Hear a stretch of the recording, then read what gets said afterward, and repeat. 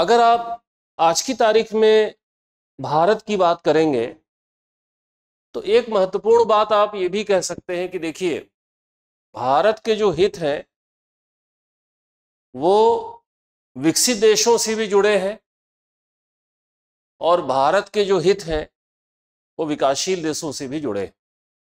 हित हमारे दोनों से जुड़े।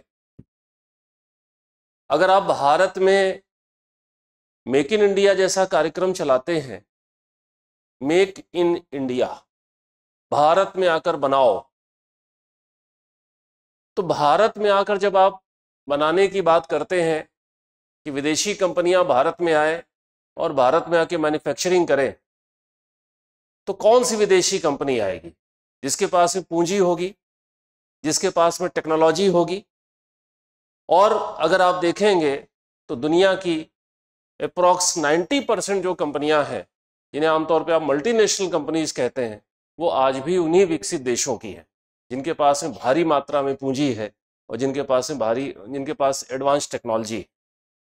तो स्वाभाविक सी बात है कि आपको अपनी अर्थव्यवस्था में निवेश निवेश के बगैर आपकी अर्थव्यवस्था आगे नहीं बढ़ सकती। तो वो निवेश कौन करेगा? अमेरिका, जापान, यूरोप के देश। अरे जिनके पास पैसा है वही तो लगाएंगे। कि पैसा लगाएगा रवांडा, बुरुंडी, है ना, हैती, सोमालिया, इथोपिया, ये पैसा लगाएंगे। पैसा कौन लगाएगा? है ना। तो जिनके पास में पैसा है, सरप्लस कैपिटल है, तो निवेश आपकी आवश्यकता है और वो निवेश की क्षमता विकसित देशों में, तो आपके हित विकसित देशों से भी जुड़े हुए हैं। ठीक है। लेकिन वहीं चूंकि आज भी आप जिस दुनिया में रह रहे हैं वहां पे विकसित देश भारत जैसे विकासशील देशों के साथ भेदभाव करते हैं, उनके ऊपर दबाव डालने की कोशिश करते हैं। जैसे आज की तारीख में आप अमेरिका के राष्ट्रपति ट्रंप को देख रहे हैं।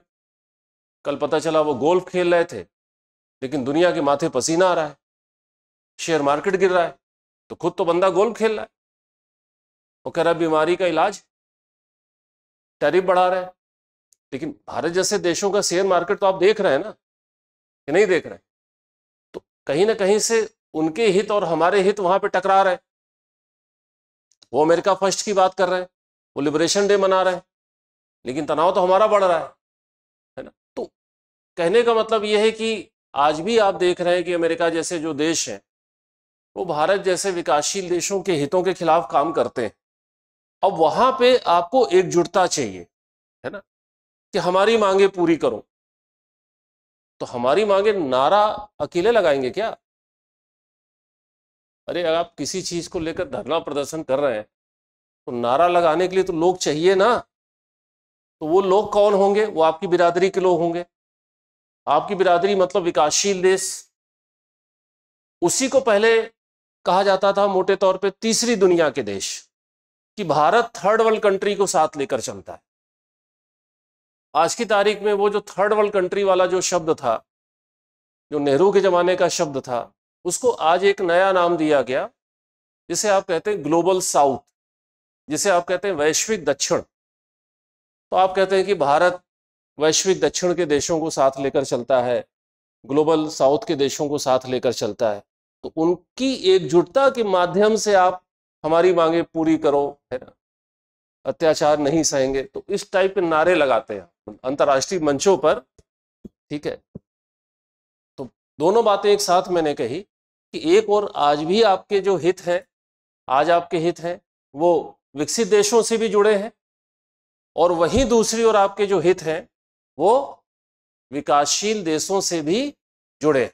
तो ये चीज आप ध्यान रखिएगा कि जो इसी पाठ्यक्रम को हम एक्सप्लेन कर रहे हैं कि जो भारत के हित हैं वो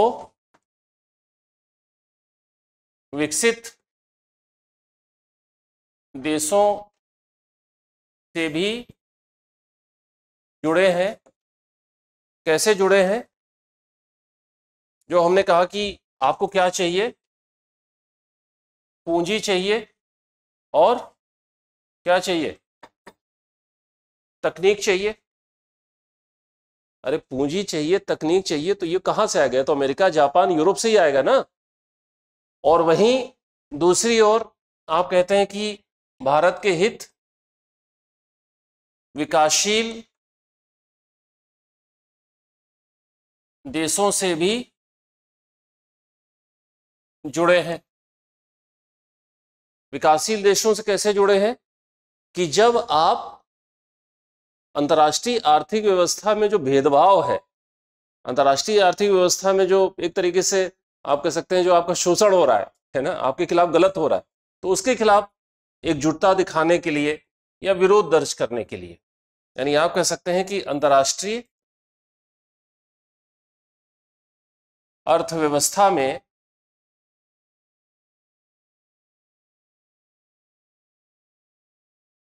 विद्यमान भेदभाव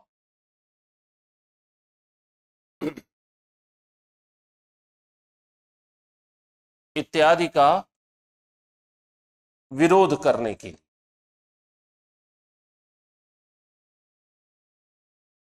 ठीक।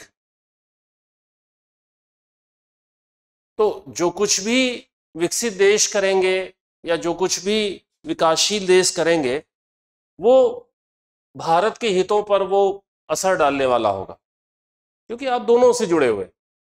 ठीक है, तो टॉपिक में तो यही है ना कि विकसित विकासशील देशों की नीतियां व राजनीति तथा उसका भारत के हितों पर प्रभाव। अब एग्जाम की तैयारी को और बेहतर करने के लिए हमारे चैनल को लाइक, शेयर और सब्सक्राइब करना ना भूलें।